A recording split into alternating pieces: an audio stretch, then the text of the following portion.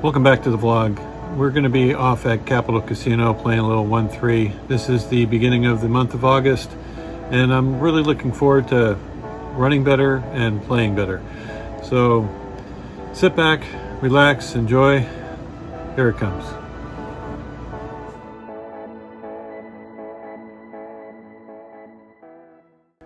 There were a long string of limpers coming into this pot. I looked down at 2 queens on the button. I'm definitely going to raise here, so I sized it to 25. I figure I can lose a couple of the weak limpers and get it to 1 or 2 players. But instead, everyone started to call, and the last person finally puts in his call, and we're going to go 5 ways to a flop with $126 in the pot. Looking for a clean flop, and we get 3-3 king. It quickly gets checked over to me. I think I can just check this one back. Either someone has a 3 or someone has a king. I'm not too worried about overcards like an ace. Turn card comes as a 5 of hearts. It's checked around to the player to my right, and he goes all in for $45. I'm thinking he would do this with just about any pair, maybe a draw, but I'm definitely going to call for $45. Everybody else folds out, and we're going to go heads up to the river. He starts saying, "No, you got me, I don't have anything." River card's the jack of spades. He goes, "Go ahead, you got it." And so I just show it over and take down the small pot. A little while later, I pick up ace king offsuit. There were a couple limpers. I raise to 20 and only get 1 call from the player on the button. So we're going to go heads up to a flop with 50 in the pot. Flop is ace 3-6 with 2 hearts. You know, pretty good flop. I got the king of hearts. I decided to check it to him just in case he wanted to take a stab at this. I'm showing weakness like I don't have an ace. He ends up betting $25, which is fine by me. I'm just going to put in the call and let him hang himself if he wants to. Turn card comes as perfect 3 of diamonds. I know I'm still very good here. I check it over to him. He has about $80 left in his stack and he just jams. I put in the instant call, and we go to a river card of a 2 of hearts. He ends up showing ace queen, so the money would have got in either way, but playing it this way, I gave him a chance to bluff at it. We look down at 2 aces under the gun. What a beautiful sight to see. We raise to 15. It gets folded around to a very active player who's in the cutoff. He decides to make it 35. The button ends up folding and outs to the small blind. He thinks for a little bit, and then he decides on putting in the call. I'm just loving every minute of this because I know I'm getting a little extra money in the pot before I put on the big 4 bet.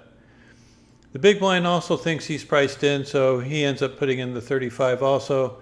And now I'm just trying to figure out a good sizing. I decided to raise 120 on top. I could probably go actually a little bit bigger than that, considering all the money that's already in the pot. But that's what I did, and so it's 155 back to the action player who doesn't think too long before putting in the call. As I said, he's action. He's able to have a number of different holdings in this spot. It wouldn't surprise me if he had a big pair. It wouldn't surprise me if he had something like 7-8 suited, or maybe ace 5 or something crazy like that. Anyway, when he makes the call, the other 2 players think for a little bit and end up folding out. So it's just going to be the 2 of us. I've played a lot of hands with this player before in the past, and I think he believes that I might be doing this with a hand like ace king or ace queen. And if the flop comes all little, I'm pretty sure I'm going to be able to get stacks in. Flop is 3 king 4 with 2 hearts. So I'm not going to get the action I wanted if he has a hand like pocket queens, pocket jacks, pocket tens. And I'm a little concerned that I don't have the heart blocker. He could have something like ace queen or ace jack of hearts, and I don't want to give him a free card. So I decided to bet about 1/3 pot. I make it 140. He goes into the tank for quite some time, and I think he believes I have a king, and that's probably going to beat his hand. So after a long deliberation, he decides on letting his hand go. and I take this pot down. Later he said he made a mistake, that he should have 5-bet me all in pre-flop. And I told him, well, with our stack sizes in my hand, I was probably forced to call off anyway. So he's a vlog watcher. He knows what the truth is now. If the game wasn't action enough, another loose aggressive player sits down at the table, has been playing for about 30 minutes and is currently on the button. He's been very, very active. So looking under the gun at Ace King, I opened for a raise to 15. I get 2 callers, including one from the player who was in the previous hand. And now the new loose aggressive player puts in a raise to 75. Now I've seen him make some moves just in this game itself in the last 20-30 minutes, and I've also played with him a few times before. He can definitely mix it up, and it wouldn't surprise me if this is some sort of squeeze, but then again, he could have a premium hand himself. I was thinking to myself, if I was running good, I would definitely just 4-bet him, and if I was playing scared, I would definitely just call. And being a new month, I'm not going to be scared of all those old things that happened in July. I decided to go for the 4-bet. I make it 325. So it's going to be $250 more for him to call. It gets folded back around to the player in the cutoff, who goes into the tank for quite some time. The longer he's in the tank, the more it makes me feel that he either had a medium-sized pocket pair or a hand similar to mine, like Ace King or Ace Queen, maybe something like Ace Jack. In my mind, when I made this bet, I expect to get all my chips in if someone raises over the top of me. It doesn't seem to be very logical to put half your stack in play and then fold it to a jam. So I think these players know that I'm willing to go with my hand, and it makes it a little bit tougher for them, knowing that they don't have any fold equity. So any kind of jam on their part is just going to be for pure value. Finally, the cutoff decides to lay down his hand, and now it's on to the button, who made it 75. He starts talking, saying, I don't think I can get away from this. This hand's too good to fold. I think I'm going to have to go with it. And then he finally just takes a small stack of chips and says that he's all in. I snap call, thinking that we're going to be flipping for $1,500. Get the camera in position and tell him, well, this is going to be an exciting one for the vlog, win or lose. Flop comes 5 deuce 3 with 2 spades. Turn card's the ace of clubs. I love seeing that. River's a jack, and he turns over 2 queens.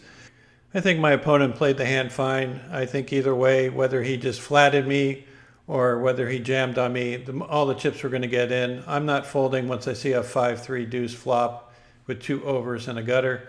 So it's just a bad situation, one of those flips, and I'm happy it went my way. You know, it's really amazing how one hand can really make or break your day. If you look at this stack, this could have been nothing. I could have been felted. But instead I have close to 1,500 in my stack. Well, I'm definitely getting my fair share of premium cards. Here I look down at 2 aces in the cutoff. A player opened for a raise to $10 and got 2 callers. So when it gets to me, I make it 50, and it's folded back around to the initial raiser, who puts in the call. Now, he is a decent player. I would say that he's not as aggressive as some, but I'm putting him on a fairly tight range when he calls my $50 bet. Flop comes ace 7 deuce with 2 clubs. So yeah, I flopped top set, and yeah, he checked to me. Now, I decided to c-bet this because I would generally c-bet my entire range with an ace-high flop, and I think he's aware of that, so I believe he's going to be calling me light. There is a possibility he has a hand like king queen, king jack of clubs, and I definitely don't want to give him a free card to draw to a flush. So after thinking for a little bit, he puts in the call for the $40, and we're going to go heads up to the turn, which is a jack of hearts. This puts up a possible flush draw in hearts now, and also can give some more outs to hands like king queen or king 10, something with the gut shots. I'm just going to continue with the hand, put out a small bet of $80. If he has something, fine. I just don't want to give him any kind of free draw. Hate for him to hit a gut shot against me. I probably could have got away with a smaller bet, maybe $60 instead of 80. Might have enticed him to come along. I hear him mutter to his neighbor that he wished he would have caught a king on the turn, then he would have punished me. So maybe he had pocket kings. All right, this might seem a little unfair, but I looked down at ace king again on the button. There was a player that opened for 11 who has a very short stack. Another player puts in the call. I decided to raise to 51. I thought he was just going to jam his remaining chips in, but instead he puts in the call. And we end up going heads up to a flop. And he only has like $10 behind. So basically I'm going to be betting any kind of board, and just go with it.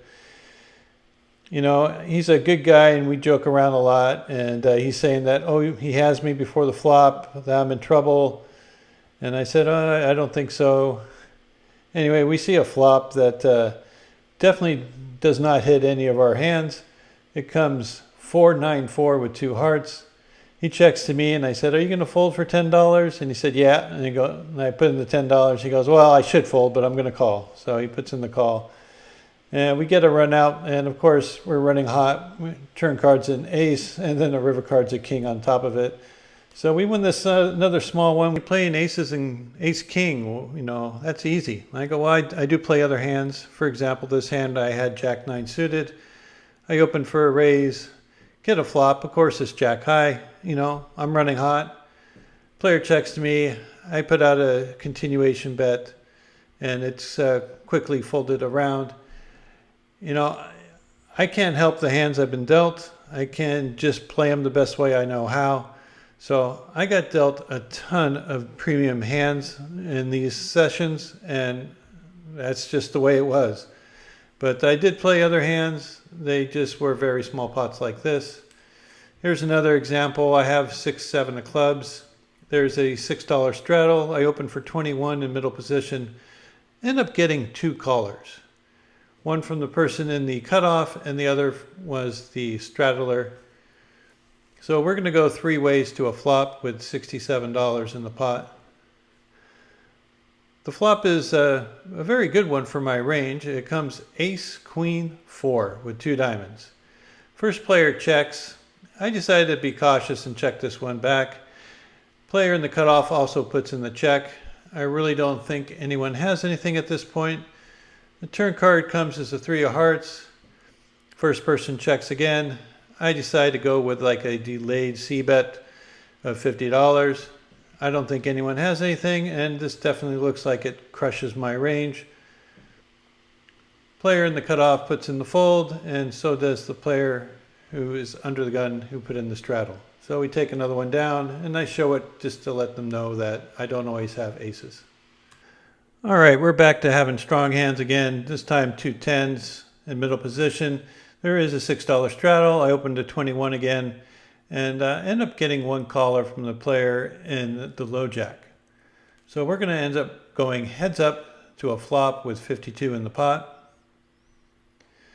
Flop is a pretty decent one. It comes king, 9, ace, all hearts. So I do have the 10 of hearts.